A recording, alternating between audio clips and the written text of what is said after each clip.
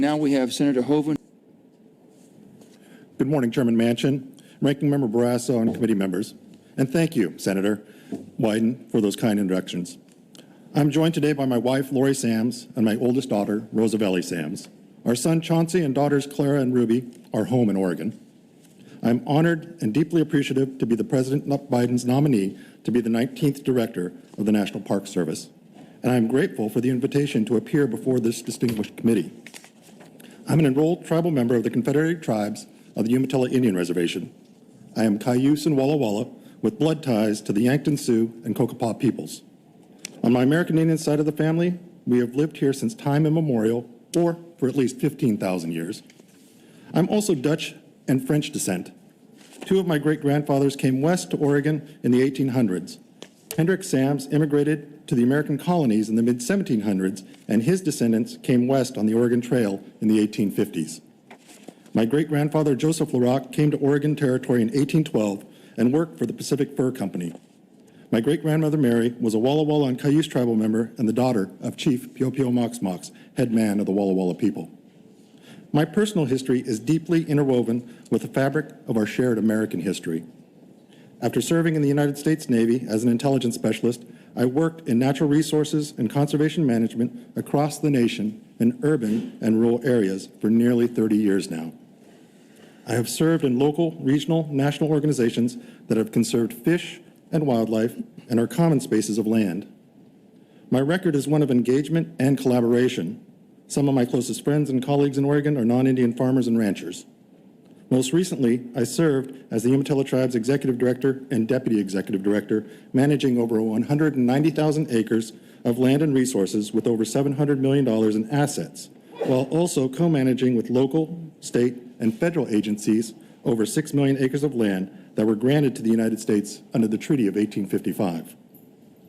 I currently serve as a council member of the Pacific Northwest Power and Conservation Council with a jurisdictional area covering Oregon, Washington, Idaho, and Montana, working to ensure that we can meet the power needs of our people and economy and to protect fish and wildlife. The National Park Service is a very special agency with a timeless mission to preserve resources and to inspire current and future generations. I'm excited to lead that mission. Although I have not worn the National Park Service uniform, I have worn the uniform of the United States Navy during wartime, and I wear the regalia of my tribe to honor my ancestors and elders. These uniforms are reminders of the sacrifices made to protect our homelands and the responsibility to pass down those lands in a stronger state than they are now. I have a tremendous respect for the people and places of the National Park Service. While hiking recently on John Day Fossil Beds National Monument with my family, I was struck by the professionalism and the expertise of the rangers and realized that I've visited over 100 national park areas and monuments over the past 50 years. This time with our national treasures taught me the importance of being an American and being part of something bigger in life. The National Park Service cannot achieve its mission without a well-supported workforce, and I'm committed to focusing on the caretaking of this mission. Staffing, housing, and other issues are impacting morale and deserve active attention. I'm also very aware of the concerns about the harassment of National Park Service employees, particularly women, and I have always had a zero-tolerance approach in harassment and will bring this to the position if confirmed. As for the sites themselves, our treasured national parks is not just lakes and mountains.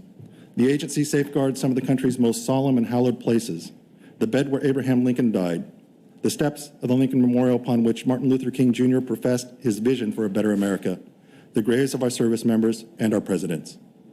Despite the clarity of the National Park Service mission, there are differences in opinion about how to accomplish it. In Indian country, we expect an open discussion with the federal government prior to making decisions, not after the fact. If confirmed, I will bring this spirit of consultation to the service as director. I look forward to consulting with neighboring communities, stakeholders, local, state, and tribal governments, and members of Congress, even when the conversations and topics are challenging. I can assure you I take this responsibility seriously. I hope to earn your support to be the 19th Director of the National Park Service. I've appreciated speaking with many of you and learning from your insights. If confirmed, I'm committed to provide for the protection, stewardship, and public use and enjoyment of our national parks. Thank you, and I look forward to your questions.